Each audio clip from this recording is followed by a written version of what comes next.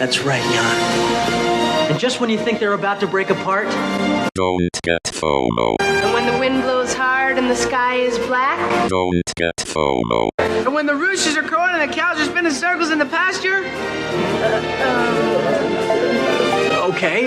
Don't get FOMO.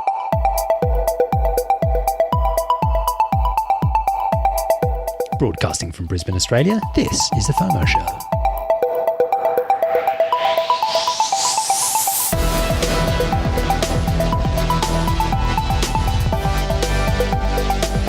I'm Matt.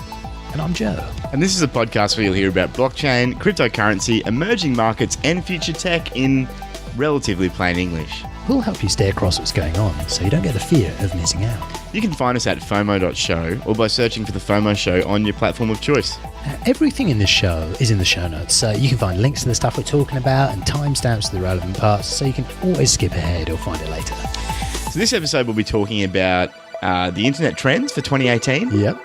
Pretty exciting stuff. We got an interview with the Blockchain Centre down in Melbourne. Really exciting stuff that going on there. We'll be discussing some updates from VeChain and Tezos in our regular crypto update segment. Which is pretty controversial, but that Tezos were pretty controversial. Interesting to see what's going on there. It's interesting. The project exists, like in real form, which is an amazement for some of us, but. Yeah, we'll touch on that. We've also got some cool tools to look through as well, Amazing. So we'll touch on them. And we're also featuring Yubikey in our privacy and security segment. Amazing. Well, let's get into it. If you want to be part of the show, you can record a voice message in our Telegram channel or email us at FOMOshow@protonmail.com. So what have you been up to this last couple of weeks? Yeah, mate. So we had our first blockchain for business meetup here in Brisbane, and big thank you to everyone that turned up. It was a really good night. A really good cross section of people from different industries. We had some programmers. We had some business owners there. Government people. Yeah, we had some government people show up, which was really good, and just a lot of very interested parties. So we're having the next one here in Brisbane on the 16th of July. Amazing. So. We're just trying to build a really good collaborative community. Some really exciting stuff going on there. It was just so exciting to see just how many people were turning up for like a blockchain for business meetup. Yeah. I was personally pretty surprised. I mean, it's like going up to someone in 98 and being like, whoa, let's have an internet.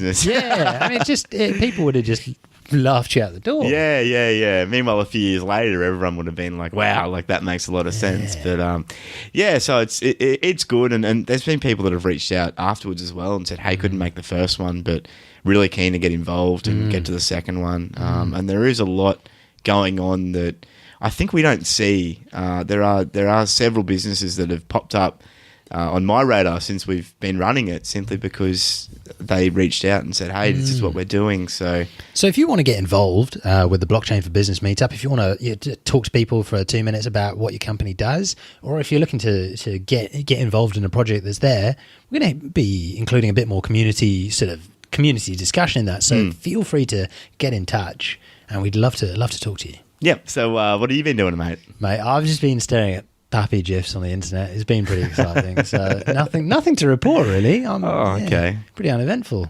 Very happy. Cool. A bit of disclosure, this is not investment or any other type of advice.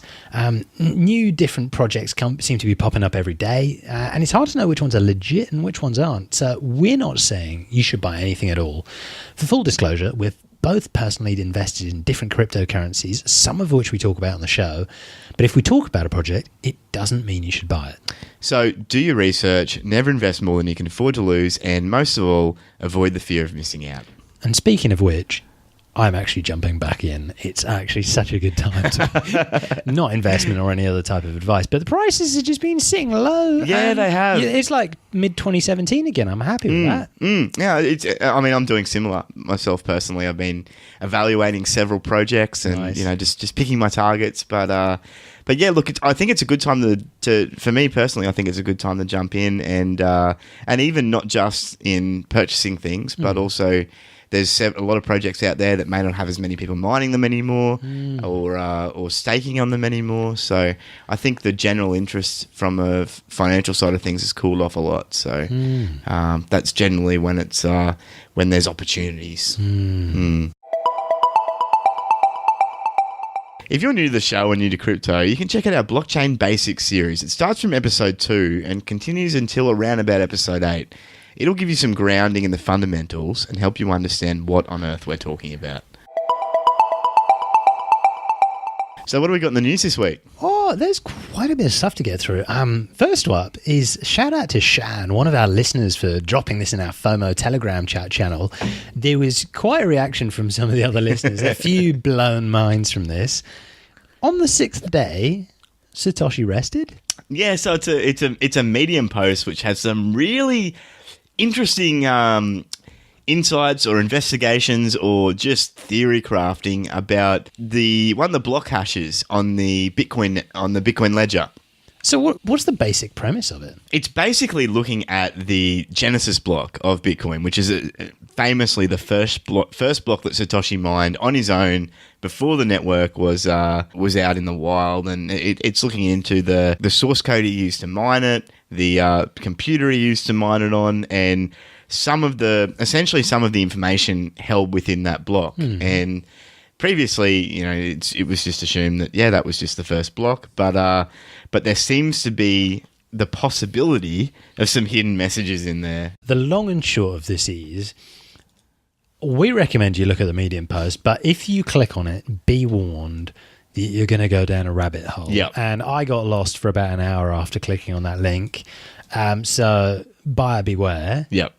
I'm still trying to wrap my head around it, like exactly what the consequences are. And you do kind of finish going down the rabbit hole and you're like, have I learned anything? Or is this all just, complete theory crafting? But so yeah, there's a bit of intrigue, bit of mystery. If you fancy a blockchain conspiracy, take a look at the post. 80% of ICOs are frauds. What's that all about? Yeah, well, that's at least according to a blockchain analyst from Bloomberg. So Bloomberg recently reported that an ICO analyst and a business author and investor who writes for Bloomberg, Aaron Brown, said that there have obviously been a lot of fraud and hype in the ICO market. I accept figures. I've seen that 80% of ICOs were frauds and 10% lacked substance and failed shortly after raising money. Most of the remaining 10% will probably fail as well. So there's some interesting graphs in the article. We'll put the link in the show notes.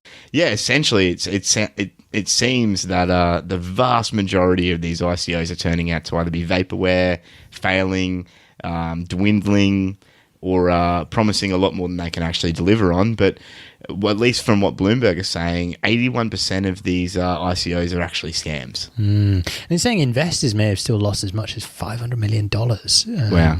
Which is pretty crazy. Yeah, so it's just another reinforcement that you really need to do your due diligence and be very careful about what you put your money in, because there still is a lot of fraudulent activity out there at the moment.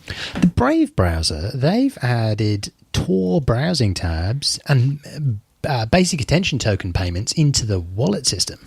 Yeah, so this is really interesting. So Brave is a browser, we've talked about it before, which natively blocks a lot of apps, and it natively comes with MetaMask, and what it also has in the background is this basic attention token system, which is like it's like an anonymized marketing system where advertisers can essentially pay you for your attention, and it's designed to give you advertisements that you actually want to see. So it's a very novel way and a game theory based way to make you look at ads, but to also get something back for looking at the ads. So they've just put the network online, so it's now integrated into the Brave browser system. You can download Brave and you can actually get some basic attention token airdropped into your wallet, so you can start using the system and see what you think. Wow. I've been playing around with it a little bit. I think it's still in the very early stage, so I'm not it's definitely not where it needs to be. But the Tor browsing component is really interesting because Tor, for those of you that don't know, is a lot of the time referred to as the dark web, but it's essentially a way to browse even more anonymously. It's quite a lot slower, but generally regarded as a more secure, more private way to browse. And you used to have to use a completely different browser, but Brave can now allow you within the browser, you just right click and hit open in Tor browser, or open a Tor browser tab, and it'll just open it for you right there in the browser. Wow. So for those of you that are more privacy and security minded, it is just another way It's ticking more boxes, that browser. Yeah, definitely. Yeah, and they continue to do some really good things. Next one. Amsterdam's Schiphol Airport is letting travellers swap leftover euros for crypto. I'm sure you've probably been on holiday abroad and you found you've had just coins that you've brought back and you had nothing. Like it was too little to exchange at one of those places. Kind of cool. It's got like an ATM service facilitated through a partnership with a Dutch software firm. I can't even pronounce it. Bilex. It's currently at the beginning of a 6-month trial to determine if there's sufficient demand from travellers. What do you reckon of the idea? I think it's a great idea. I think it's really good because you don't have to. I mean, you can essentially transfer the money into a crypto, which you can use all around the world. So even if you're going somewhere else, if you're still traveling, it will mean that you don't have to worry about transferring your currency each place you go into. You can just transfer it into crypto. So if you're traveling through Amsterdam, make sure you use it. Like go and use it because it seems like they're saying that the demand needs to be there for them to keep it going. So yeah, get along there and use it. I mean, would you use it? Definitely. I mean, I'd rather that than pointless euros that I'm never going to spend. I think I've still got some euros from like over 10 years ago. It's true. It's like franc coins. From when France used to have those. Yeah. It's ridiculous. Yeah. And they're worth less and less each year too. So true. It's depressing. So the next bit of news, Andreessen Horowitz has launched a $300 million long-term cryptocurrency fund. So what was going on with this one, Joe? So Andreessen Horowitz, co-run by Mark Andreessen and Ben Horowitz. Mark Andreessen was part of the Netscape team back in the day. Yeah. They're launching this $300 million fund, which is basically looking at a 10-year time frame of investment in ICOs. Now, it's being headed up by a former Department of Justice prosecutor who actually led the first sort of task force for the Department of Justice against the Silk Road, I believe. So, love her or hate her, she gets results. Yeah. So she's, and one of the partners at Andreessen Horowitz had an interesting quote. He said, you squint one way and it's a whole new asset class, speaking of ICOs. You squint another way and it looks like the venture capital world. So, interestingly, they're getting in on it. But another interesting point that Zero Hedge made was they're making it separate from their regular investment stuff. Do they think it's too much of a risk? Yeah. Who knows? Yeah. Yep. Very true.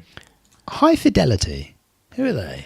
So High Fidelity are a relatively new virtual reality company, and they're headed up by Philip Rosedale, who is actually the former CEO of Second Life, which is basically the largest virtual world economy. It's been running for about 15 years, I think, out of Linden Labs.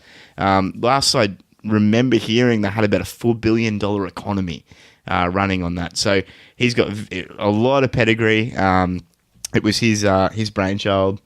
Yeah, $700 million in annual transaction volume. So, and that's still at the moment, 15-year platform. So, very, very good track record of success. And High Fidelity is an open source platform for building distributed social virtual reality worlds. That's the way they're building it. And they've essentially built it. So they're building the core software, and then they're allowing people to spin up their own little worlds within this software. So I had a quick look, and they've got like a national park already in there. They've got a virtual dance floor where they have like real DJs come and play, and everyone can get in there when the club opens. And actually, like mingle. They've even got a market district which has a blockchain backend. So they've already been experimenting with blockchain technology, and they're saying that they want to create leverage blockchain technology to allow VR developers to create linkable experiences that can be deployed across platforms. So, for example, let's say you're one of these developers and you're working on a sci-fi world, and then you do like a Western world or something, but you want the currency to be shared across those worlds. So you don't want people to have to drop in one currency and then drop into another. You just want the currencies to be shared as you move between these experiences. Their view is that you could have an open, transparent, secure currency with this open ledger technology. So High Fidelity, they're doing a lot of work behind the scenes to essentially bridge that gap between VR and blockchain. And last I saw, they've been backed by Galaxy Digital, who are one of the big backers of EOS, and I think I saw that High Fidelity have confirmed that they will be developing for the EOS platform. So that's going to be their back end in some capacity for their blockchain tech. But look, go check out High Fidelity because it's really exciting stuff. So I think you had a look at it too, Joe.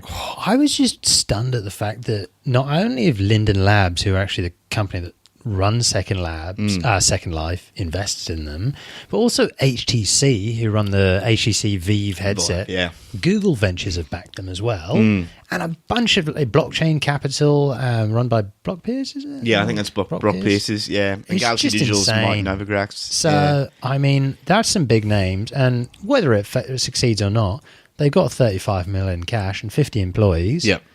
It means that they can move fast Yeah. and break things. Yeah, and look, like VR is like, it hasn't had its moment yet, but you talk to a lot of people in the know and they're saying either VR or AR is going to be one of those things that will just take off. You can bet Facebook's going to be trying it as well. Yeah. And so it makes sense for that if you got someone with the pedigree of Philip Rosedale backing something, like heading something up, that you'd definitely be willing to get involved. So definitely one to watch.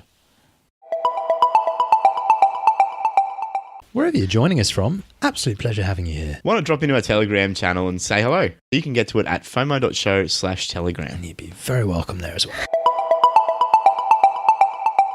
What's this week's cool tool? Yeah, so this week's cool tool is two cool tools. So just wanted to touch on a couple of things really quickly. The first one is called ICO Alert, and we're a little bit reticent normally to recommend ICO tools and ICOs in general. But the reason I've recommended ICO Alert as a place to even just look at and vet some of these ICOs is because they're very careful about what they don't normally even recommend anything. They'll just do some quite in-depth reports on different projects, and they've got a podcast, so they release quite an amount of material with podcasts. Right. And I just find their platform quite intuitive. I find that they give you the information that you need when you're looking at these projects.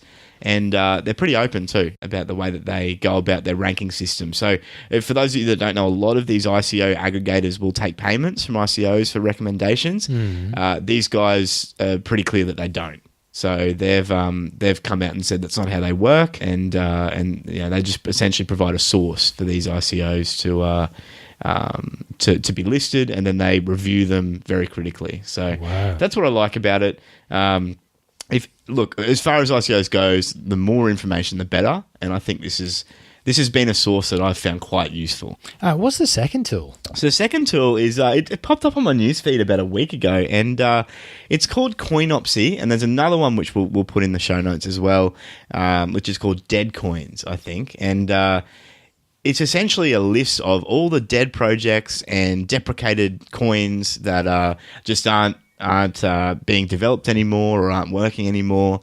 And so I think it's a really useful one because there are a lot of coins still listed on certain exchanges, and there are a lot of coins that you may still be able to buy in one sense or another.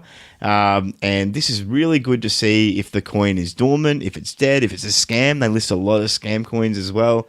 And it just provides a really good source of information as to the current status of coins. And for example, there's a coin up there called Atomic Coin, and for those of you that know, last week we featured a project called Cosmos, and Cosmos had a closed funding round, so that none of their coin isn't actually available anywhere at the moment, as far as I know. But Atomic Coin, and their coin for short is called Atom, and there's another coin out there called Atom, which is Atomic Coin. And it's a scam coin. It's actually listed on this site as a scam coin.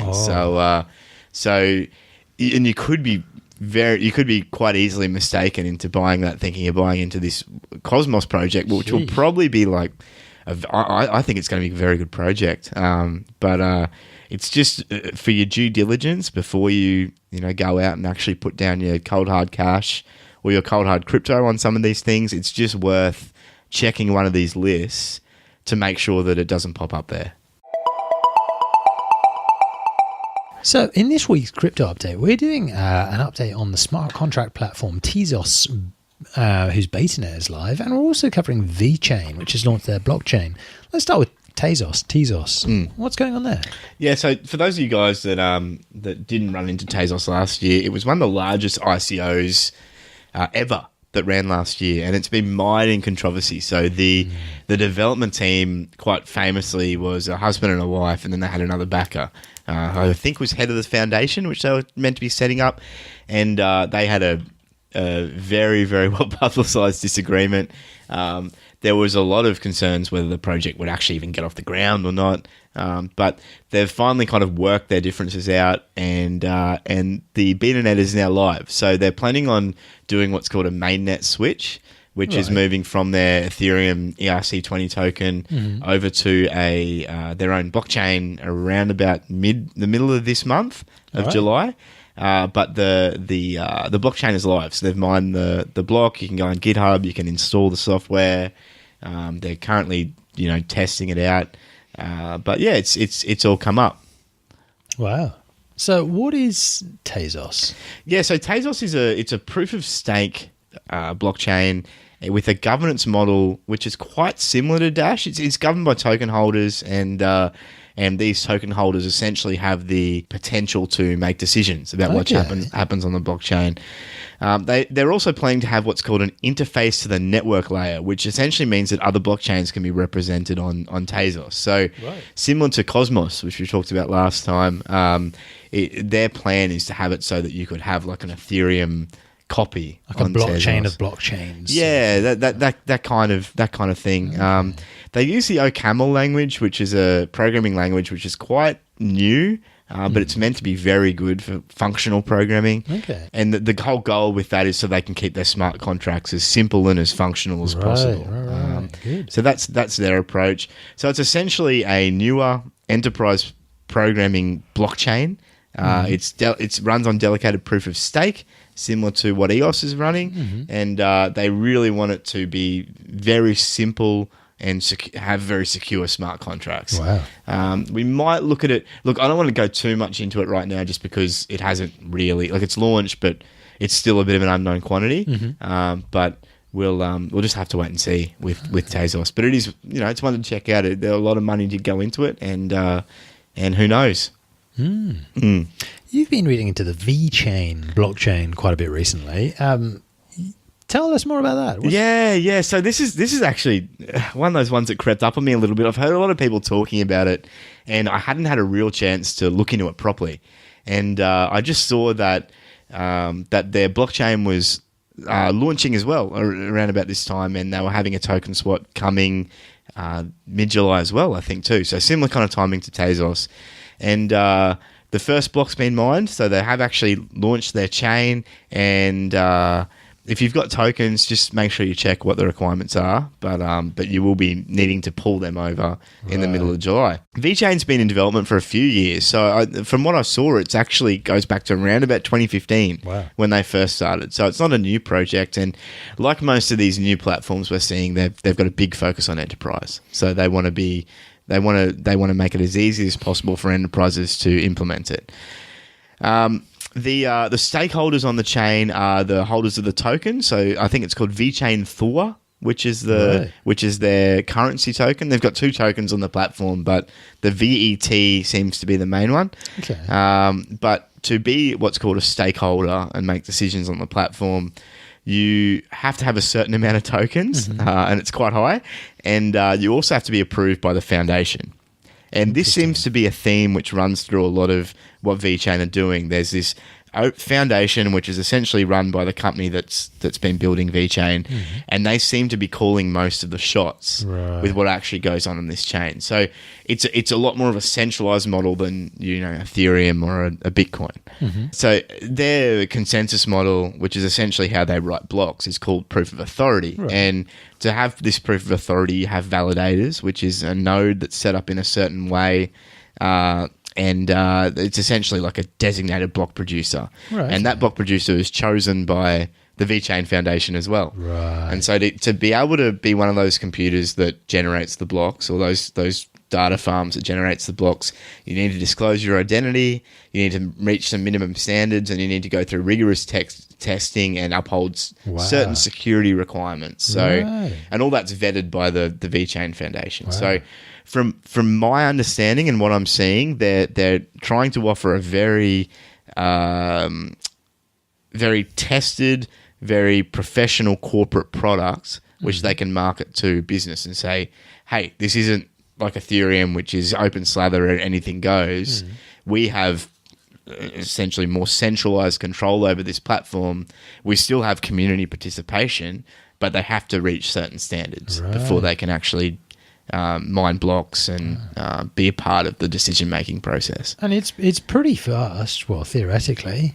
Yeah, so they're saying that they around about 10,000 transactions a second, theoretically, and they're working on an algorithm. They're working on some more solutions which could probably take that higher, but because they have the validators who they choose, and those validators have to reach a certain standard, it means that they've got very specific sets of hardware running this stuff, and so certain requirements means that they can have a lot higher transactions per second because they don't have all the nodes trying to run, like Raspberry Pis out there trying to run the blockchain and all that kind of stuff. So that seems to make it better. And smart contracts are a key part of this platform? Yeah. So like most of these platforms, smart contracts are definitely key. They're still running the Ethereum virtual machine. Okay. So they're still running a lot of Ethereum software. It's essentially a fork of Ethereum. Okay.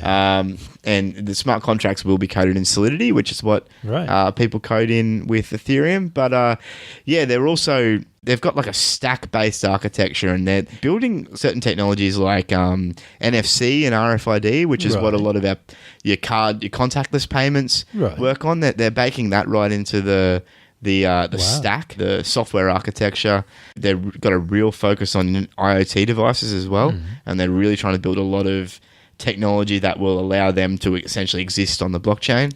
So it's a very wide-ranging blockchain project, and they've actually got several other things like blockchain as a service, so similar to what we've talked about with Microsoft Azure before. They've got implementation as a service, which is kind of like their one-click deployment for companies. And they've even got like an auditing service, an agent service, which will allow you to maybe interact with smart contracts from your phone. It's really ambitious. I actually, doing all my research for this, I got pretty exhausted because there was so much. How big's the white paper? The white paper is like 120 pages or something. It is massive, and it's all text. Like there's a few images in there, but the vast majority of it's text. And it's the more I read, the more it became clear that it's a really, really ambitious project, and with a really active community too. You go on their subreddit, for example, they've got 50,000 people on their subreddit. Sheesh.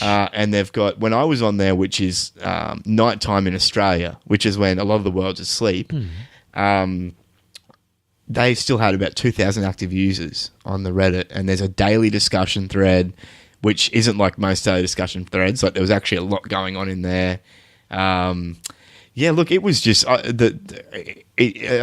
heard about it, but I think it just fly under my radar because look, there is just a lot of projects out there, and it's hard to keep up with them all. But I was pleasantly surprised. I went into it really a real skeptic about a lot of what they were doing, and I came out of it thinking that they actually. They make some trade-offs, it is a lot more centralized, but it looks like quite a slick product. And if they can deliver on even half of what they're talking about, I think there could be some really big uses for it. Worth a second look then. Yeah, definitely worth a second look. So we'll put the links in the show notes. Definitely worth going and having a look at. And yeah, we'll try and keep track of it as things progress. Cool. So that's VeChain, VeChain.com. Cool. So we mentioned this a couple of episodes ago, Internet Trends Report of 2018. Now, this is a project led by Mary Meeker, who's a partner at Kleiner Perkins Caufield and Byers. Good people. Hey, big sort of venture capital firm. They've got more than 45 years in the industry, and they've invested in a bunch of companies. All of them you would have heard of: Google, Amazon, Slack, Spotify, Genentech, or you might not have heard of, and loads more. Huge companies. And they have a really good ability to sort of see what's going on. So, yeah, this project, it comes out at the last day of May every year, and it's just hundreds of slides of all of the stats of what's going on the internet and a bit of like global economy sort of stuff. You were so excited about this when I was pretty pumped. I've spent a couple of weeks looking through it, and I've kind of picked out the highlights, but I think everything is kind of a highlight. So we're just going to jump through a few of the quick points. So the first one, 50% of the world is now on the internet. Which is insane. Back in 2009, only 24% of the global population had the internet. Isn't that crazy? Only 20. Only 1 in 4 people in 2009 actually had access to the internet. Sheesh. But now it's 1 in 2. Yeah. And it's even insane. that. Yeah. You know? Growth is slowing. Yeah. Because, I mean, it's harder to find after, it's made such a massive push. But 50%, that means you go into half the places in the world. Well, not half the places in the world, but a lot of the places in the world. There's, one dude in the town, a few dudes in the town have internet. Imagine being the only person in town who had internet. You'd be literally like, You'd people would be guru. queuing outside. Imagine if you didn't tell anyone about Google and they came to you for advice. And you sort of speak to Google Assistant. Okay, Google. You go behind the curtain, like the Wizard of Oz, like they turn up and you've got like your speaker and oh great wizard, like answer this, and they quickly Google search and like it's this. Yeah, can you imagine someone going into your house and being like, so what is the capital of the Netherlands? And they're just like, great preacher. What is the capital of the Netherlands? Amsterdam is the capital of the Netherlands.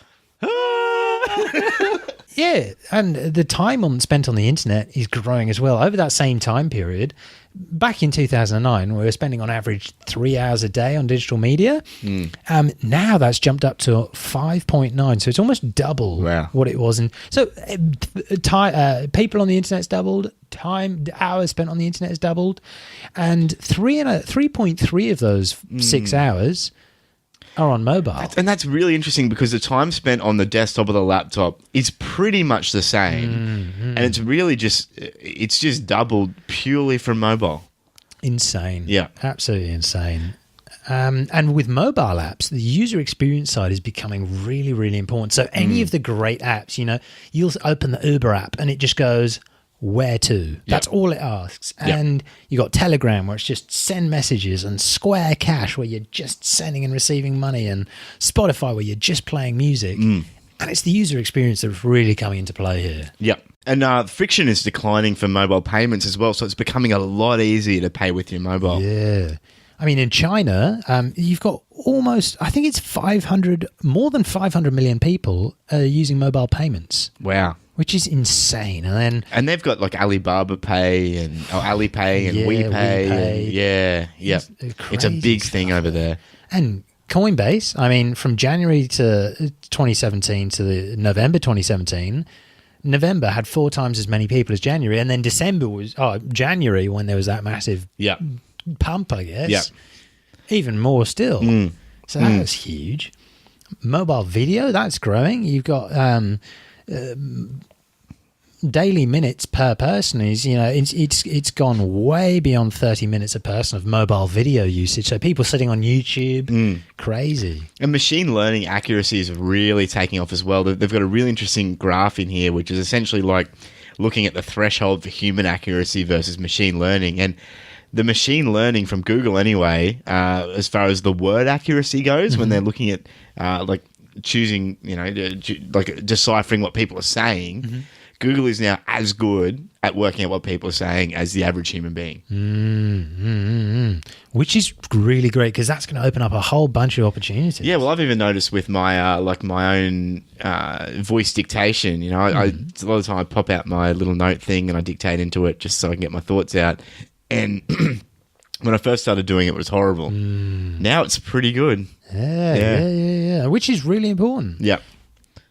Following on from that, Amazon Echo, like it or hate it, that's now in more than 30 million houses in the USA. Yep. Wow. And it's exponential too. You look at that graph as well. That's really exponential. And they really highlighted a trend with a lot of these services, whether it's Netflix or whatever. Personalized experiences mean that there are actually there are 125 million Netflixes. Sounds weird. 125 million people on Netflix sort of accounts. Yep. Which means that, probably less than that, but 125 million personalized Netflix experiences. Who see so all of them see something different when they open up the app. Yeah. Same with Facebook. 2.2 billion Facebooks. There are 200 million Pinterests. Yep. And 170 million Spotifys. Yeah. Wow. So personalized data is crazy. This one is nuts. Facebook is making $34 per user per year. Who's the product? And time spent on social media is growing as well. I mean, it was 135 minutes a day on social media. Wow. And, WhatsApp, people were sending, yikes, there were more than 50 billion messages per day sent on WhatsApp. Wow. Tech companies are in the 6 of the top 15 R&D investors in the US. So out of the top 15 companies doing research and development, 6 of them are tech companies. You've got Amazon, Google, Alphabet, Intel, Apple, Microsoft, and Facebook. Amazon, who are at the top there, had more than $30 billion in research and development investment in 2017. Wow. How insane is that? That is a lot of money. Where can I'll do some research and development for Amazon. And that was a 45% growth year on year. So they're definitely Facebook, $15 billion. It's insane.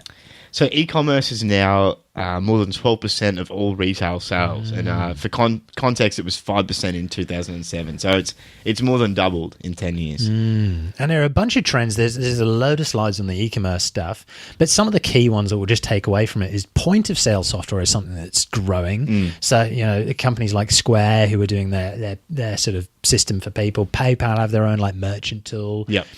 Online store building is a big thing as well, like Shopify building your own sort of online shopping thing. It's also a lot easier for people to make online payments, so it's been integrated a lot better, like Stripe, PayPal, all those kind of things, one-touch checkouts. And hand in hand with that, you got fraud prevention because more people paying online, more fraud. Yeah.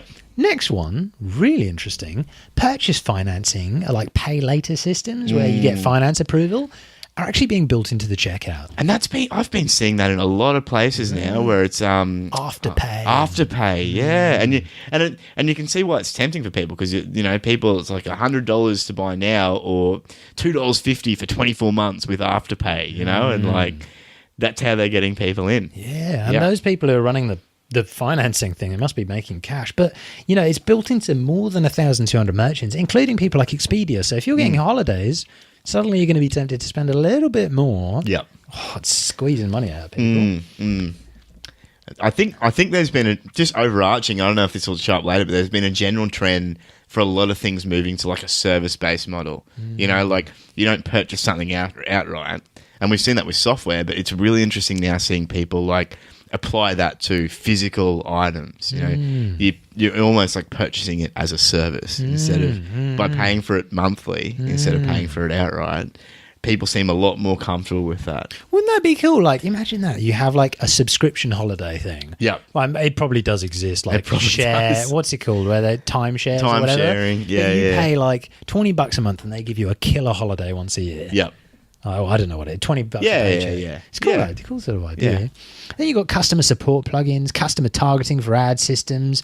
Parcel delivery is going to massively increase as well because Amazon and everything else is increasing the load on parcel services. So we're gonna, maybe we will see like an Uber for parcel deliveries or efficient cross-country postage. But that stuff is like regular mail is dropping, but parcels are just continuing. Yeah. And it was really interesting. The survey that they included said that 2,000 American consumers surveyed, 49% start their search on Amazon. Only 36% start on search engines. So they're not even going to Google anymore. They're just going directly to Amazon. Wow. And if you're not on Amazon, especially in the States, you're not being found. So if you're from Australia in particular, where Amazon is new, check it out. I mean, it's not the cheapest here yet. Yep. Really worth looking at. If you haven't looked at it, look at it because it's big. I'd say it's probably similar with eBay here in Australia. eBay seems to be the one that everyone, and you'll just open up eBay and go straight there if you want to find something. So, yeah. And social media is driving the product discovery as well. They found that 78% of people were discovering stuff on Facebook. 59% of Instagram users have discovered products from there. 59% of Pinterest users, Twitter users as well, and even Snap users. 22% of Snap users. And there are a lot of users now who've built a following that the people who want to sell products specifically target and say, can you sell for us? We'll pay you a certain amount just to place your product on your Instagram page because that's where people's buying habits are going. And it turns out 6% of e-commerce purchases are referred by social media traffic. Yeah, there you go. Which is pretty big. Yeah. Subscription services, as we were talking about, are growing. Netflix had 118 million subscribers in 2017, which is 25% more than the previous year. Wow. Amazon, Spotify. 48%. Yikes. Sony PlayStation Plus grew 30% year on year with 34 million people. Yeah. Dropbox, that's grown a lot as well. Yeah. It turns out a lot of those people are actually teams, business teams actually taking advantage of that. Yeah. But yeah, really worth looking at. China, absolutely enormous. Alibaba is sort of the Amazon of China, is not to be ignored. They've got a bunch of things that sort of compete on the same verticals as Amazon. Physical stores, cloud storage, digital entertainment. Really, really interesting stuff. Yeah. Internet advertising is still continuing to grow as well. It was $88 billion in 2017. And, I think it was about just over half of that was mobile advertising. Yeah, and isn't that funny how it correlates pretty well to that use chart that we saw before with laptop and mobile, where the year-on-year laptop and PC advertising has kind of stayed pretty constant, but the big increase has been in mobile advertising. Yeah. And even still, there's still, people are spending more time on mobile. The percent time spent on mobile versus the percent of money spent on advertising, there's still a gap for mobile. So it's almost underutilized still. Yeah. And this is one. US household debt is at the highest level ever. And it's still rising. Yeah. And a lot of that seems to be student loans too. Yeah. Savings are falling, and we're definitely not doing enough saving. Personal savings rate is falling at 3% versus 12% personal saving rates 50 years ago. Wow. So people were saving 12% of their stuff now. It's 3%. It's ridiculous. Wow. Yeah, so food is cheaper than it was in the 70s, in contrast. So food expenditure now for households is about 12%, whereas it was 15% of spending 28 years ago. And interesting, rent is actually the opposite. It is way more expensive. It's actually 17% versus 12% the same amount of time ago. So, and I think 17% is even conservative. I think a lot of people would say that it's a lot higher than 17%. If you're in a city, 100%. I mean, Brisbane, I would say, would be more like 25 to 30% for a lot of people. So, yeah. Airbnb is quite kind of interesting as well. It's cheaper than hotels in a lot of major cities.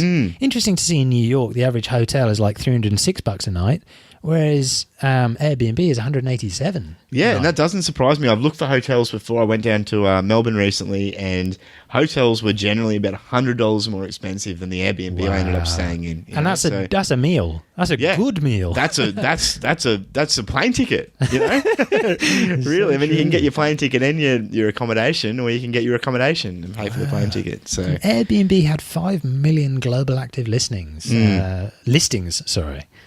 Which is crazy. And people are using, money's going to people and not hotel chains. Yep. Agriculture is only 2% of jobs versus 14% in 1900. So we've seen a very big dip in the amount of agricultural jobs there are. And that's probably correlated with the rise in machinery and automation and all that kind of stuff. And job openings are at a 17-year high. Wow. Which is crazy. Yeah. And there's a lot in professional services and finance, a lot in healthcare and education, transport, leisure. There seems to be a lot of jobs going around. Freelancing is continuing to trend upwards as well. Technology is making it easier to find. And the freelance workforce is actually growing 3 times faster than the total workforce. Yeah, and in connection with that too, the gig work and things like Uber, the on-demand jobs has really risen as well. Yeah, the studies found that 46% of Uber drivers just wanted to control their schedule, just work when they want. That flexibility, go and see their kids. I mean, you talk to an Uber driver, they just want to do it so they can go, spend some time with their kids and work when they want to work. Yep.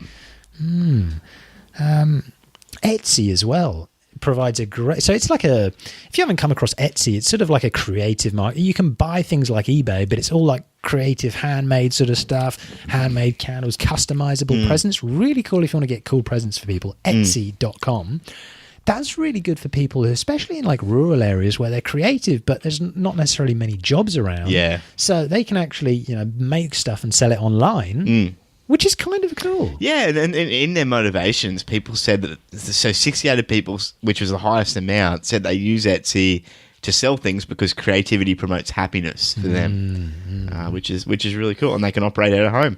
Jumping onto computers and compute power and technology, mainframes, there are some really interesting graphs showing the history of mainframes because the sales of mainframes continue to rise. Yep.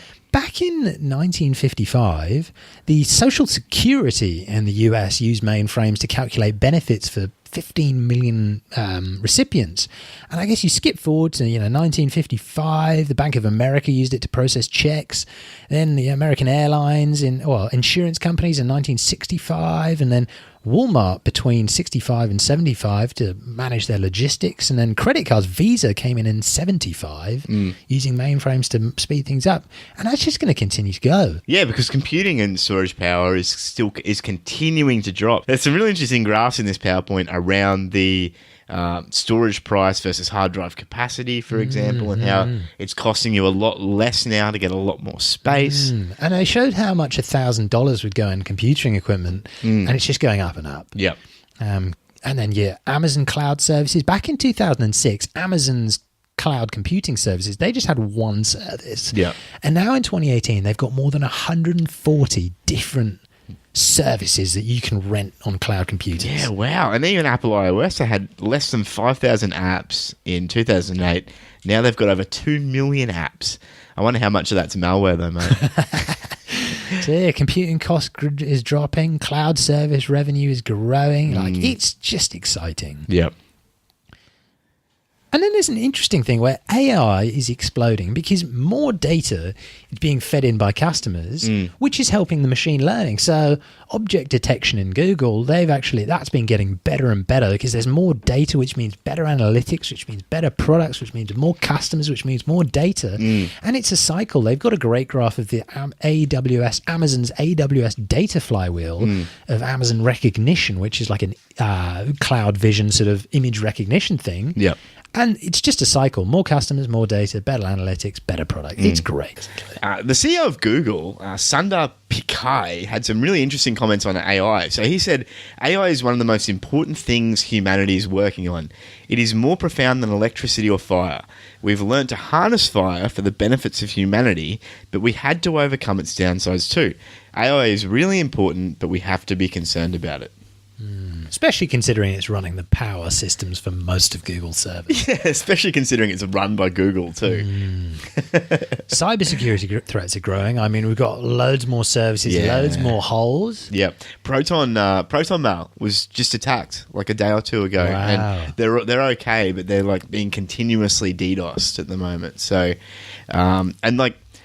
and they're like one of the biggest companies concerned about privacy. Yet, even they're not safe from people going out and trying to attack them. And interestingly, relative to global GDP, India and China are absolutely taking over. Yeah, wow. I mean, while the USA is still remaining in the top, it's sort of competing with Europe sort of to be at the top. But China has just absolutely come along. I mean, since the 60s, where China was 4% of global GDP contribution, now it's 15%. Yep. And as opposed to the US, which was 40% in 1960, but it's now only 29%. So really interesting to watch. Yeah. Chinese businesses are actually taking up more spots in the top 20 internet companies. They had 2 in the top 20 5 years ago, and now they've got 9 of the top 20 today. Yeah, so Alibaba's 6, Tencent 7, Ant Financial's 9, Baidu is 13th, and yeah, there's names that most people have probably heard of in one way or another. So it's probably going to continue. Another really cool sign for China is that their graduation rates in natural science and engineering is actually rising. So that's showing that they're just really putting in time and effort into education, which is really good news for them. There are almost 800 million mobile internet users in China, which is insane. I mean, yeah. 800 million. Sheesh. Wow. So then the Great Wall, like the Great Internet Wall of China, doesn't seem to matter much because they're all still on it. Yeah. Mobile data usage in China is up 165% year on year. Yeah, this is one that you really need to go to look at the graph of this because between 2016 and 2017, it more than doubled. And there are some interesting charts available on where the Chinese or market spend time on per each media type, whether it's gaming, video, social networking. Gaming revenue in China, interestingly, is almost $30 billion. Wow. Which is crazy. So interactive game revenue, China's actually the #1 market in the world. There you go. That's why so many companies are developing for China. Enterprise apps, so Slack, Dropbox, Zoom, they're all seeing huge growth. So companies are more and more focusing on efficiency, on getting slimmer and collaborating better. And yeah, look, if you go and look at some of these graphs, they are the uptake by a lot of these companies is massive. More than 35 billion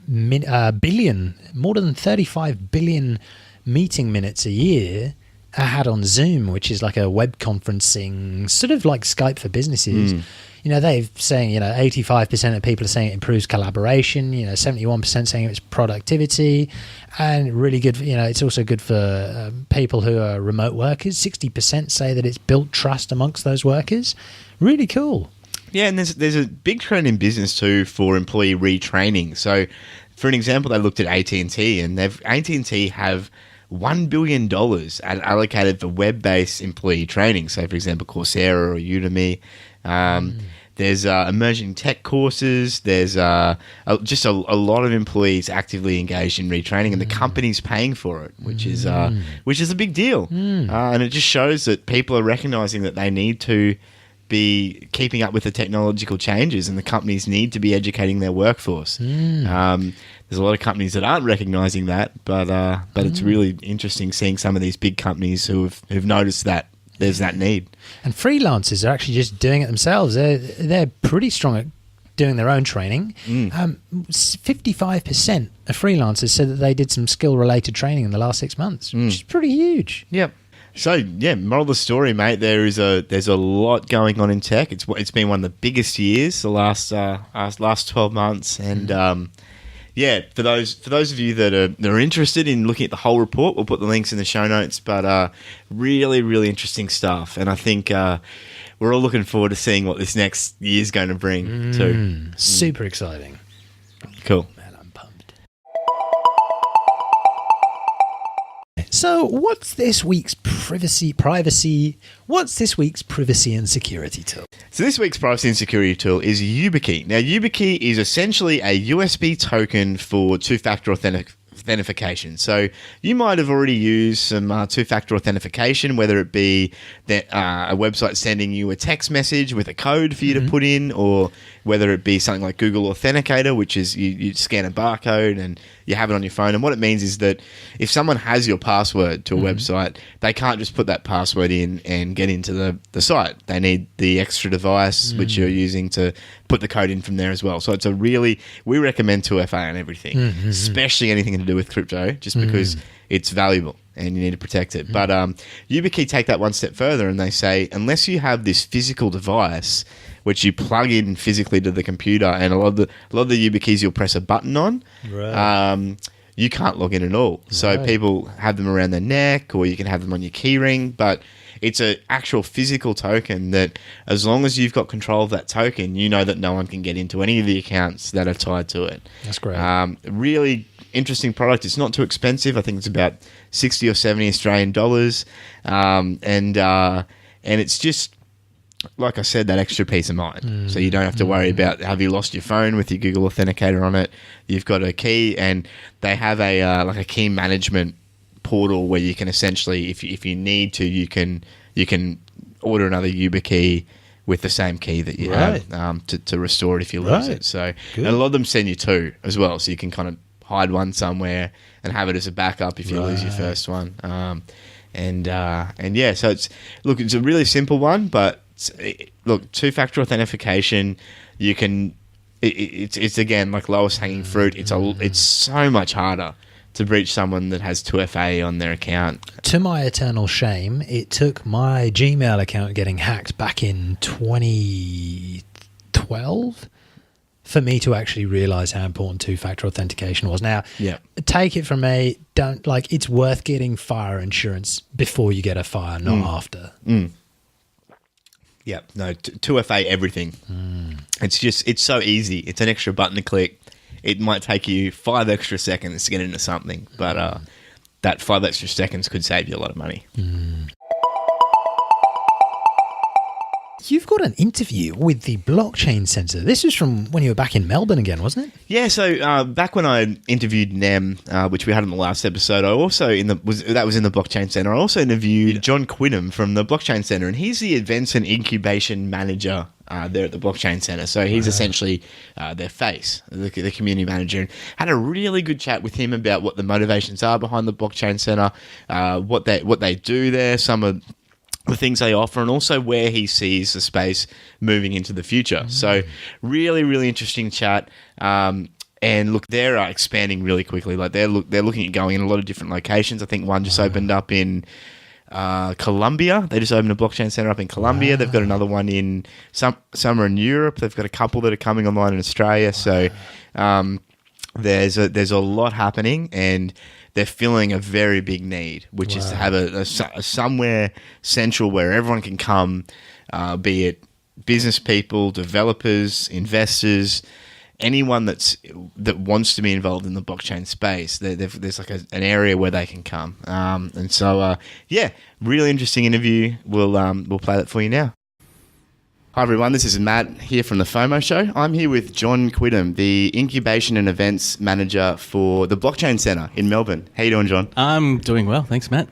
Brilliant. So thanks for having me. I dropped in on relatively short notice. That's good. That's what we have all the time here. That's dropping right. by the centre.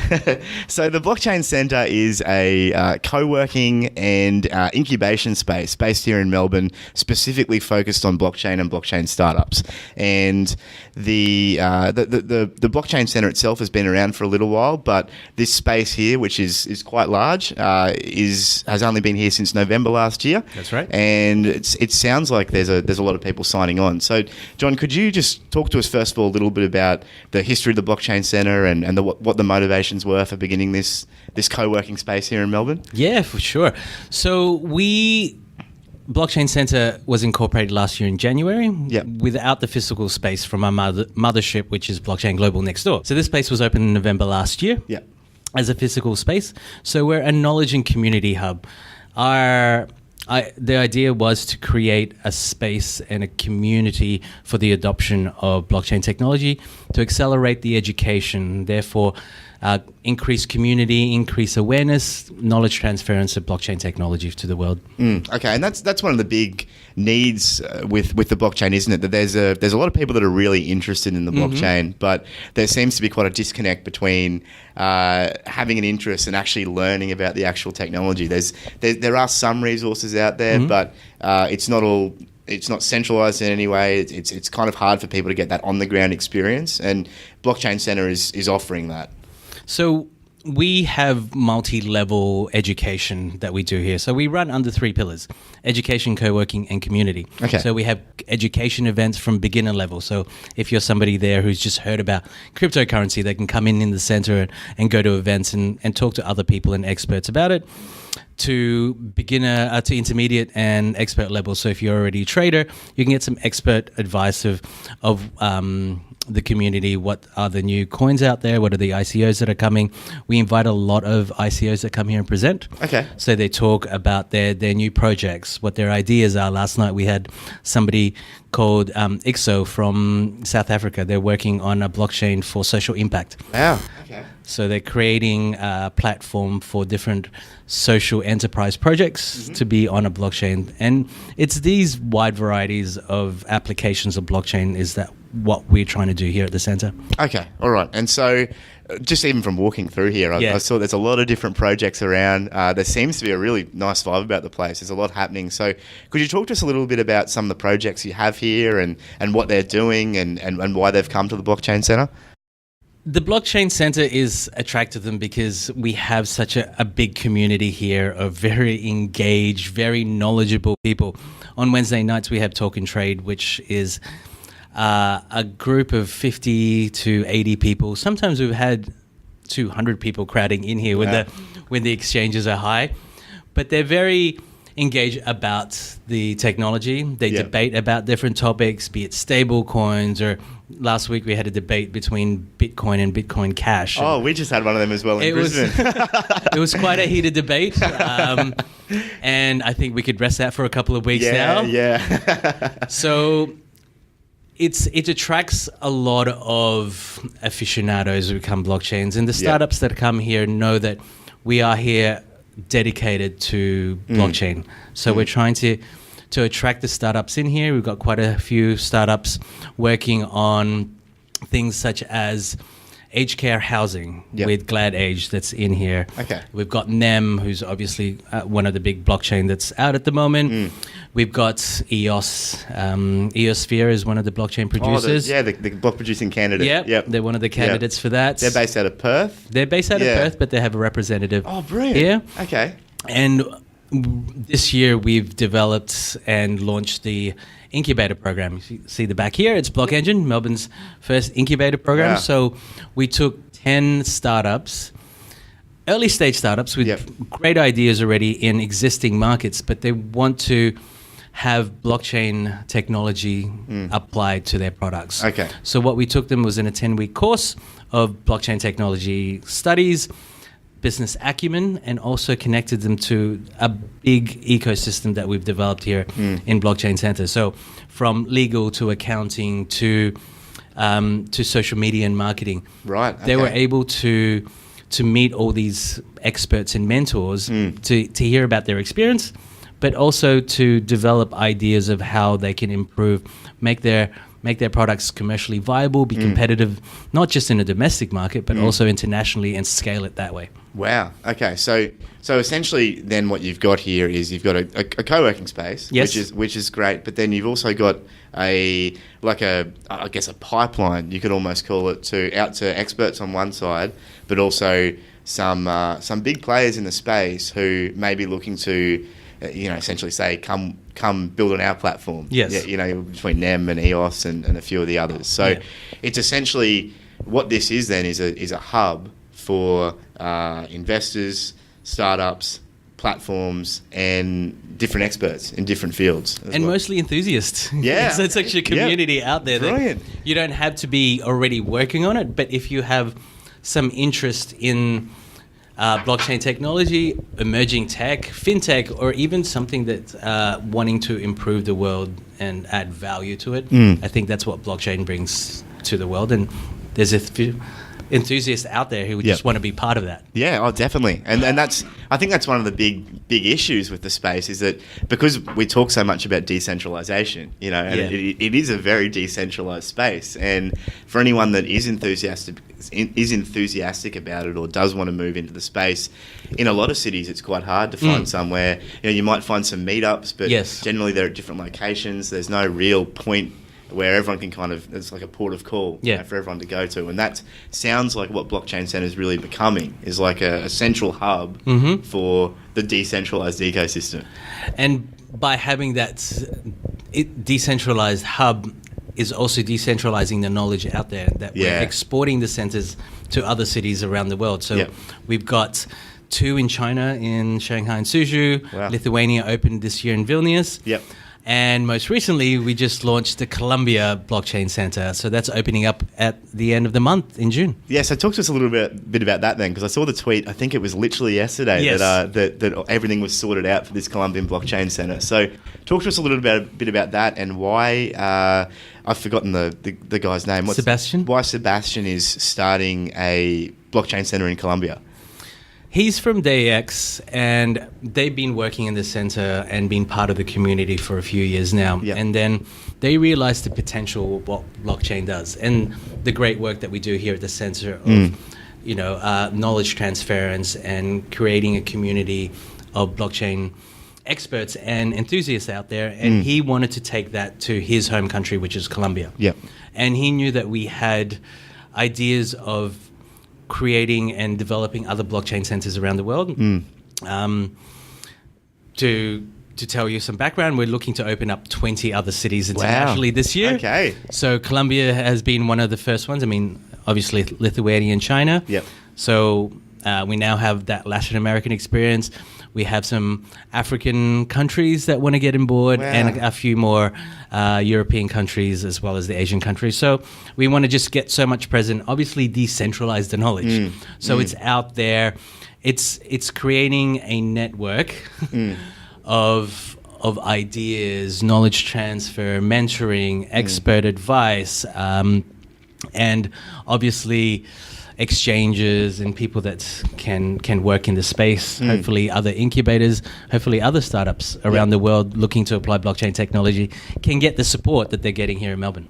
Okay, so if I'm someone then who's in a city and there doesn't seem like there's some kind of center where everyone can go to learn about blockchain and to do this, and I'm really passionate about it, what you're saying is that they could approach the blockchain center to see if it could be possible to start up somewhere in their city, for example. Yeah, of course. We've got different models of the centers for both here domestically and abroad. But if there are anybody out there who feels like that they have the network, the ecosystem there, but need a central point to be that area where everybody can go to, a hub, obviously, for that knowledge. It would be great for them to do it, because if they want to support both the blockchain center and just the blockchain ecosystem, they can help start up a blockchain center in their own city. Brilliant. Okay. So if you are looking to start a blockchain center up, definitely get in touch with these guys here. Yeah. Because it sounds like there are a lot of resources. And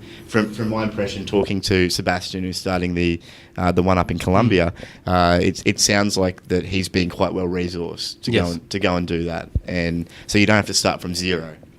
You don't have to start from zero. Yeah. I mean, in some places, I know that some of the cities that people have approached us, there's quite a few of them and they want more of a network there. But it's hard for these cities to do it because it's such a small city. Yeah.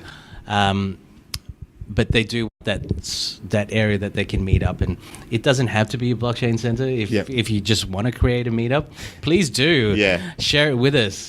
Be part of the ecosystem and the knowledge hub that is both the blockchain center and blockchain. Have you found it hooking in experts from other areas? Because I know that generally there seems to be, and from personal experience, I've found that a lot of professionals in different spheres are quite interested in blockchain, but it's taking that next step, beginning to understand things and then being able to work out where their expertise may fit in this new area.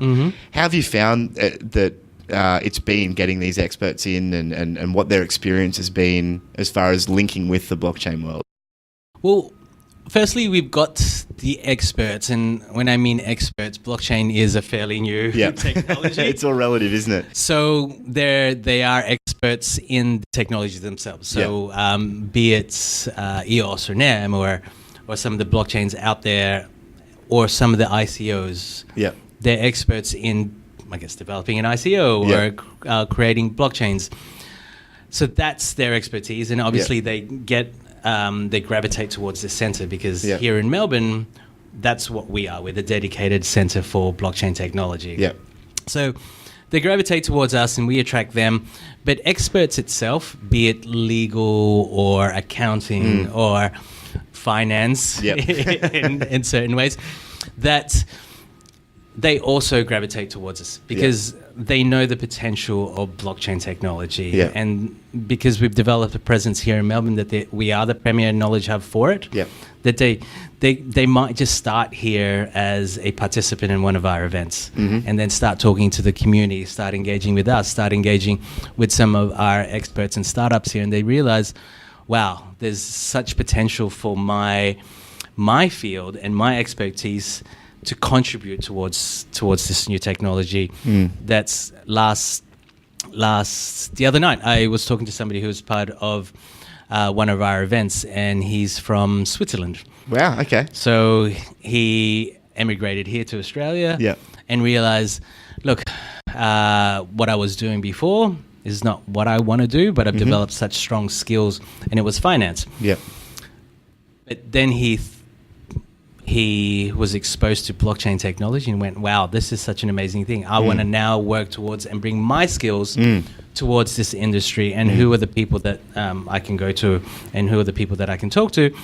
That would be us. But it's not just for us to talk. We're not the experts. Yeah. We are here to connect, to create collaborations, create engagements and knowledge transference between parties. And I guess that's one of the big benefits of having people in a centralized place. As much as we talk about decentralization, is they can collaborate.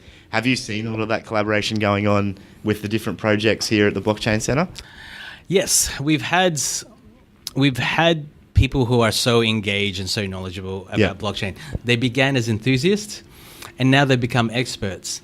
But by coming here and presenting in some of our events, there have been other projects out there that said, hey, you've developed such knowledge and such expertise in this. Let's collaborate on a project together. And they're collaborating on different projects now. So it's amazing to see that, to connect them to it. Obviously, another one is which is so nascent, are the blockchain developers out there. The elusive blockchain developers. There's still, so we have a developers course. So we have a 70-hour program for budding blockchain developers out there. So they do it on Ethereum under Solidity. So at the end of that, they can develop their own blockchains. But that's where we have HR partners as well. So they come to us saying, okay, who are some of the great up-and-coming developers out there, these companies? So companies out there know the potential. That's where they're going to go to for some advice. And we're not there to give those advice, but we're there to connect them with the right people. So it's essentially like a pipeline then. And so the reception has been quite positive then from the general community as well. You have had people approaching the Blockchain Centre to try and find someone that fits their needs. Yes. Okay. So we do quite a few consultancy to large companies. So we have a pool of educators and researchers and really knowledgeable in blockchain technology. And they're the ones that we bring out to different corporations out there to do day workshops or seminars to talk to them more about blockchain technology and how it can fit into their industries. So whether it's hospitality or supply chain, construction, legal, even some banking. Yes, we've done those consultants. So what you're saying then is that there has been there is a significant level of interest from established industries to really begin integrating this tech now. Yes. Yeah. Okay. And And have you found that there's been any specific industries that have been more interested than other industries? Because I know you mentioned supply chain, you mentioned financial. Yes. We talk about it on the show. Those are probably two of the most. If you wanted to pick two industries that were ripe for disruption by blockchain, probably financial, banking, and maybe some legal as well. Are there other industries that you're finding are very interested in adopting this technology? Medical. Okay. There's quite a few companies out there within our ecosystem that's looking towards medical. I guess it's both medical identity and medical history. For at the moment, obviously, with both one's medical history, it's not verified, and you can't really easily transfer that. A lot of it is still on paper. That by putting it and using blockchain technology, it's something that you can give your medical IDs out there to make it easier to prescribe things for you, make it easier to know what ailments and what your history is. So it makes more of an accurate assessment of your history and what your conditions are. So medical is one of them. And yes, construction and supply chain, but I guess that's not just a supply chain as a whole. There's a lot of, obviously, supply chains can be in so many different industries. Packaging be one of them, and delivery is one of them. But a few of our startups that are part of our ecosystem was in agriculture. So agriculture is a big one that is gaining. Agriculture is one that's gaining a lot of traction of how blockchain is applicable and creating added value and integrity to their industry. We work with BlockRain, which is one of them. They're putting wheat on blockchains. VeChain is another one that's working with agriculture. We've got somebody coming from AgriLedger in the US. Right. So AgriLedger and both agriculture and supply chains is one that's there. I heard that somebody's just put mangoes on a blockchain in South Australia. So not part of our ecosystem, but if you want to be part of it, please do. And I'm from a farming background myself, so it's an area of great fascination for me to see what's coming out of the agricultural industry. Because it is something that where a lot more openness and verifiability would greatly benefit the producers and also the distributors. I think there's a lot of middlemen that have grown up in that industry that don't really need to be there. And if we have the right technology, we can work around it. So I hadn't even heard of VeChain, so that's something I'm going to have to check out as well. One of our startups that it started here at the center and part of that has been incubated through us, but more in an unstructured way than the program that we have. Another one I'm finding that's trending, I don't know if you can say trending in itself, is IP. And I guess a lot of it is IP anyway, but there's a few startups that have come both through our doors and that's been part of our ecosystem working that education's one of them. So it's about the IP of all the work that you're doing. That it switches it around, that you're the one providing assessors out there and education institution to your work, not them extracting work from you. And I guess that's all about IP, and there's a couple of other ones that is about music. So obviously the IP of music. We just chatted to Nem about some of the music things that are going on. So we've got one startup that works through here called ValueX, and they're working on the music industry and getting people's output out there on the blockchain so that they are rewarded for all the music that's been produced. Brilliant.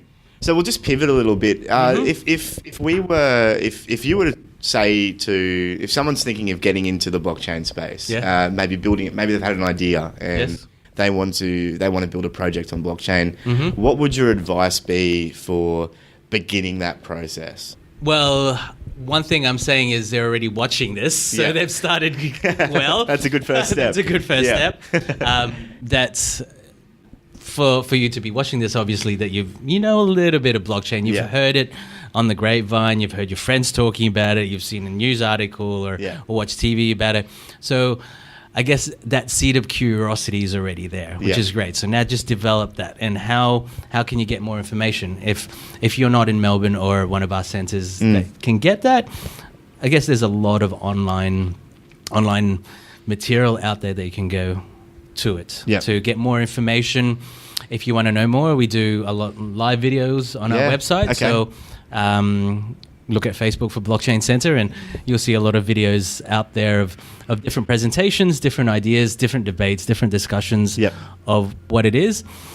And honestly, just talk to a community, attend a meetup, create a network or be part of a network that are curious and are engaged and have passion out there for blockchain and its immense potential. If you are in a city that has one of these centers, I guess if you are in Melbourne, we just want you to just drop by, come to the center, meet us, meet some of the startups that are working here, meet us some of the work that we're doing here. If crypto is just that's your interest, we have quite a few startups here. We've got hardware wallets producers like CoinStop in here. We've got exchanges that work here like CoinTree and ACX as well.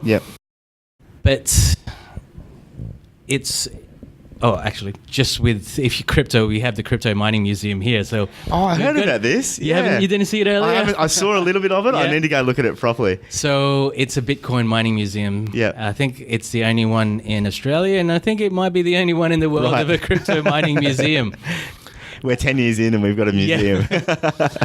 It's not just specific to, I guess, to mining. It's also everything that's been used, all the machinery and that's been used prior to that. And you can see a progression of where we are from early on mining. And I guess technology's just moved so quickly that especially in the blockchain space. Yeah, seriously. It looks so old now.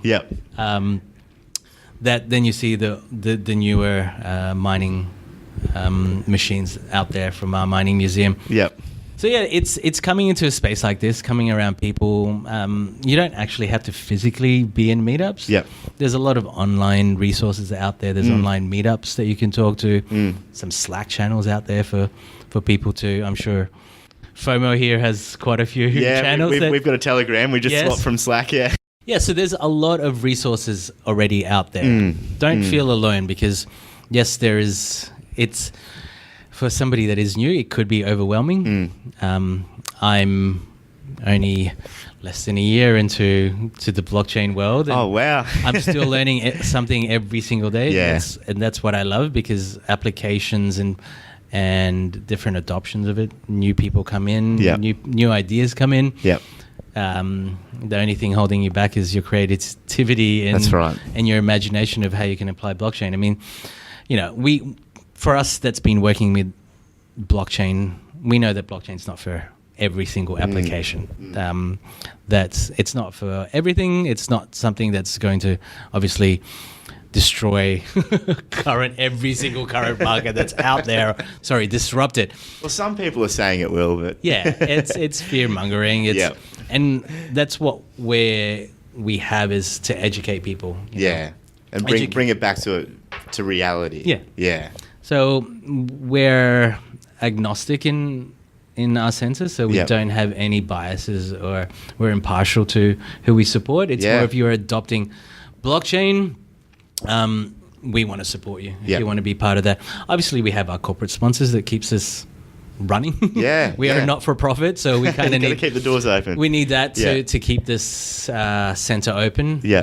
So Blockchain Global, which is our mothersh, who founded us from Blockchain Global, Digital X, CoinTree, ACX, and we're supported by IBM as well. So their blockchain research department. And they're very, very heavy in blockchain too. Yes, they've got their own research department looking after doing research on blockchain themselves. Yeah, brilliant. Okay. We just had an event last week where the research department here in Melbourne was presenting Hyperledger. Wow, which is their co-research and co-creating that. Yeah. So Hyperledger is the I think it's in concert with the Linux Foundation, isn't it? Yeah, and that's like an enterprise grade blockchain. Yes. Yeah. Brilliant. And have you found dealing with a lot of those, the bigger players within the space? In what way? Just from a support level, because my impression on the outside, not having dealt with them on a real business level, is that it seems like everyone, almost all those companies, are just happy to be supporting like not-for-profits and other companies that are pushing the space forward. And it seems like there's a real air of generosity out there from a lot of these companies. And I know you've got NEM here, and I saw the EOS Sphere logo up there too. And it seems like those two blockchains especially are very much about pushing the community initiatives forward with their different funds. It is. They want to support the ecosystem through theirs. Obviously, they've got their own blockchain that they're using. Yep.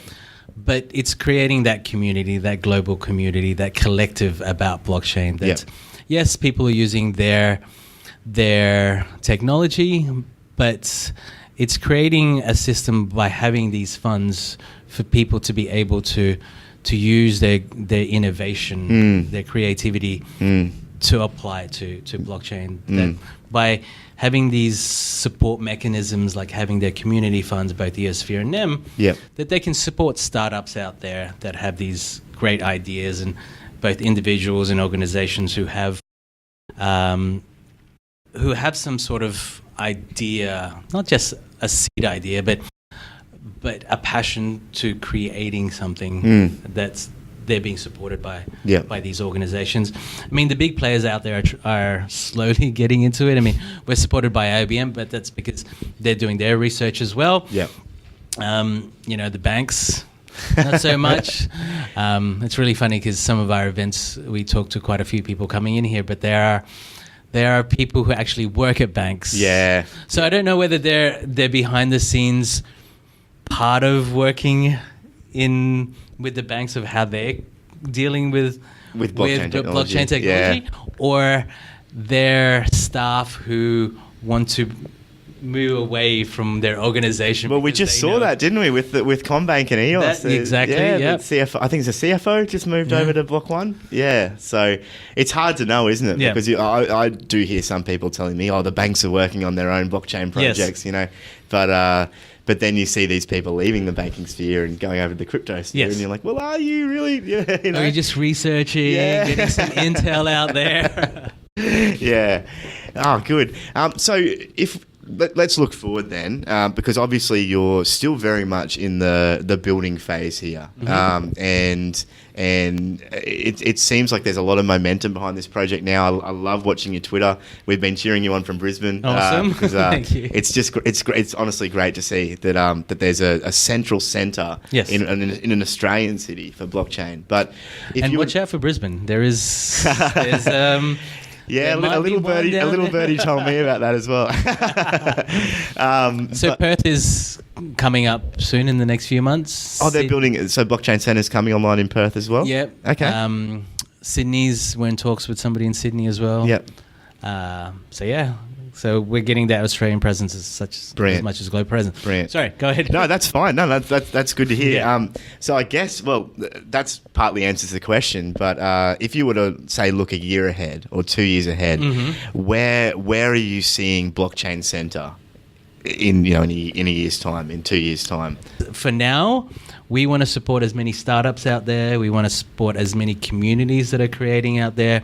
So I guess from 1 to 2 years now, that we would have 20 to 30 centers globally that's open up out there that are creating their own ecosystem. Therefore, their network in there is working towards our networks here and globally, that we have this global chain of blockchain centers out there that are feeding information, transferring knowledge, educating, and creating amazing initiatives, amazing startups that are being developed because they've got the support system of blockchain centers around the world and blockchain centers within their locality.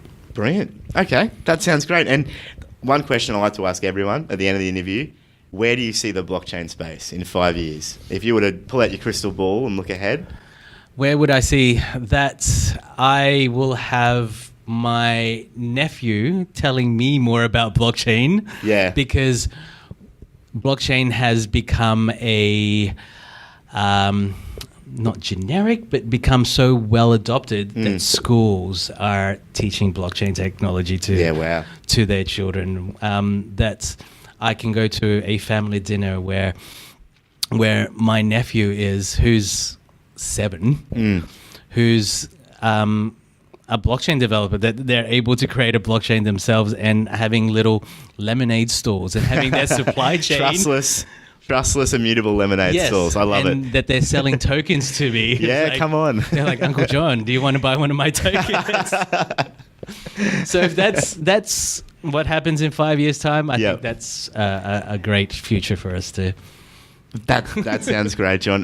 There's a school I think here in Melbourne that has a blockchain education centre, and I think it's called Kieran Nolan.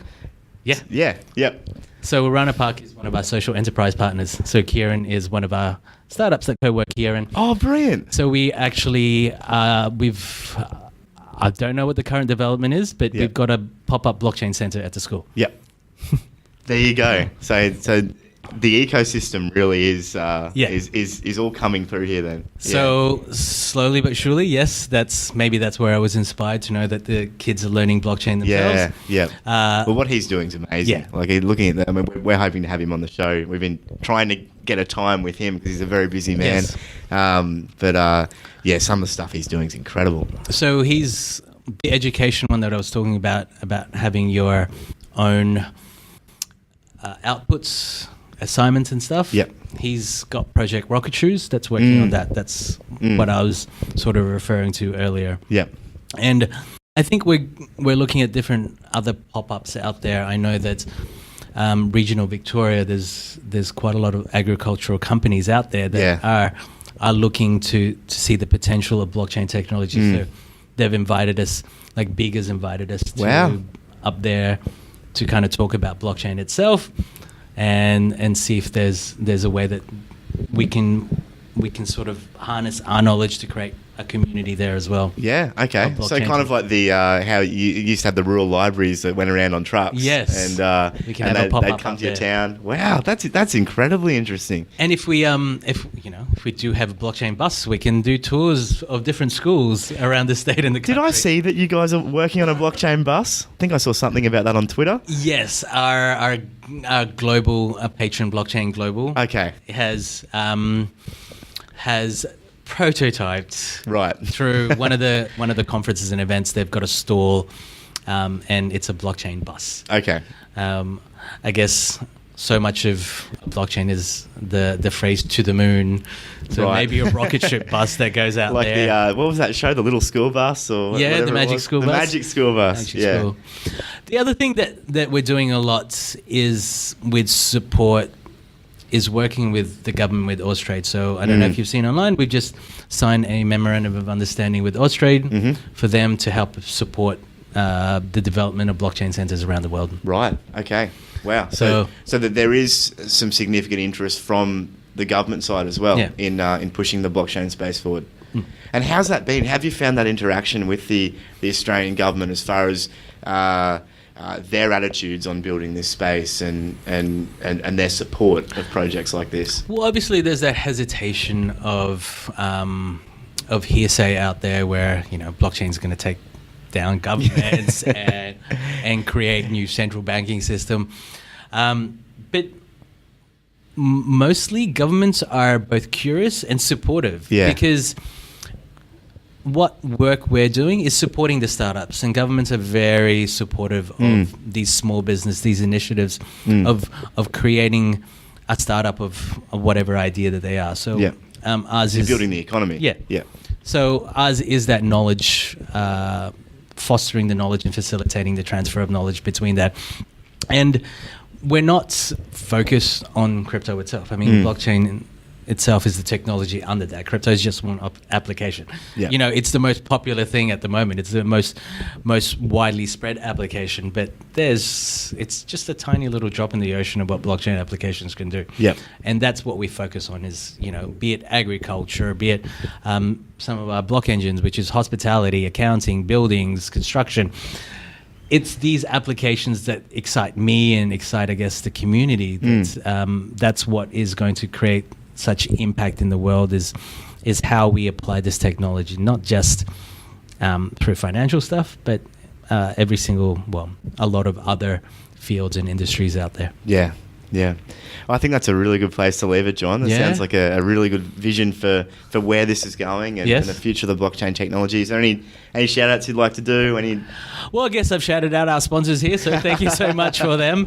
But for us is just shout out to all the other blockchain centers around the world. Hopefully you're watching this and hopefully you have your own system, and we continue to keep working together to create such a global impact on this fantastic technology. Okay, and if people want to find you and find out what Blockchain Centre is doing, where should they go? So, social media, we've got videos out there and photos of the Blockchain Centre on Facebook. But if you want to look at our website, it's www.blockchaincentre.com.au.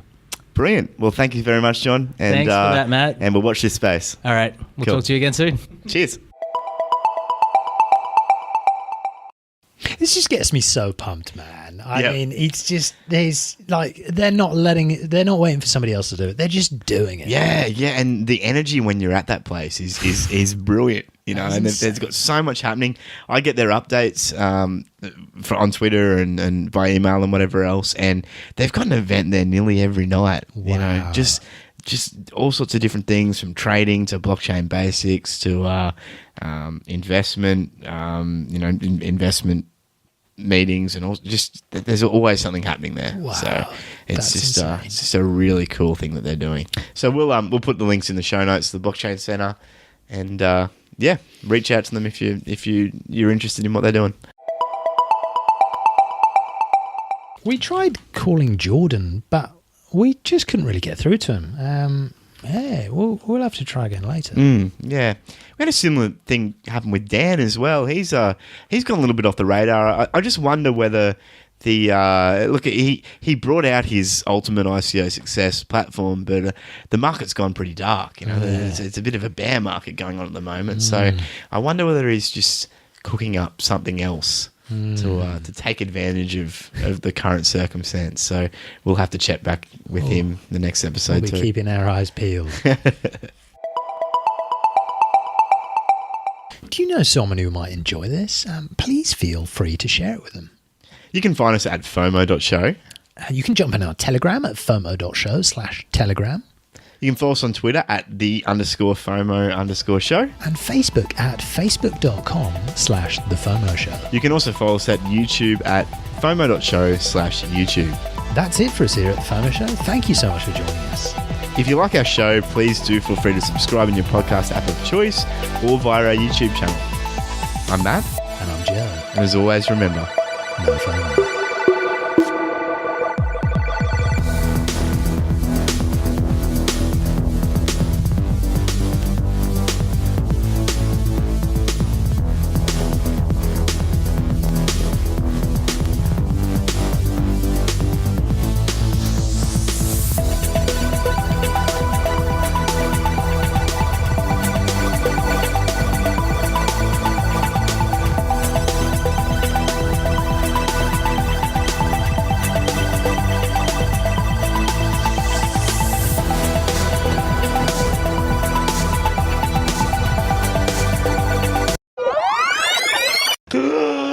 FOMO. First, we get block, and then we we put in chain, and then you get chain of blocks. Simple. Very simple. is revolutionary idea. Yeah, so this week's privacy and security tool is Yubikey. Privacy. Damn it. Privacy. Privacy. You say privacy, I say privacy. Ding-a-ding-a-ding-a-ding-a-ding-a-ding-a-ding. Great success. Oh, that was a good episode, Mate, man. we've absolutely pumped it out. We did. No mucking around there. And there's like one outtake.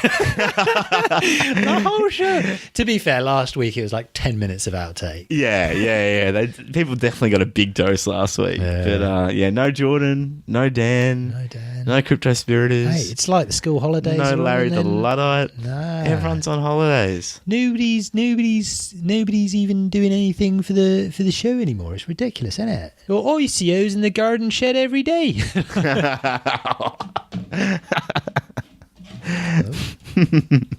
That would probably be misconstrued. I think it probably would. That would probably sound real bad.